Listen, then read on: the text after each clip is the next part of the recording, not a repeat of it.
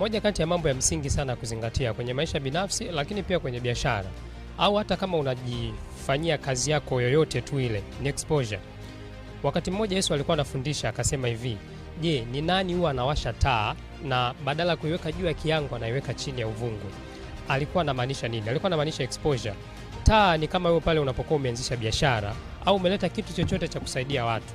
Ni muhimu kionekane, kwa sababu kitu kisichoonekana mbele ya watu hawatakijua. Kwa nini nasema haya? Naongelea umuhimu wa kufanya matangazo kwa mfanya biashara. Naongelea umuhimu wa kufanya uonekane, kufanya watu wakujue kwamba upo.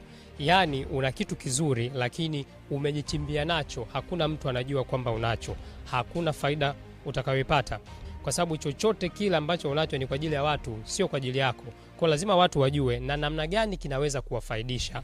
Hapo ndo watakuletea fedha, watakuletea fursa na chochote kile ambacho kinatakiwa kikufikie ili uweze kufanikiwa.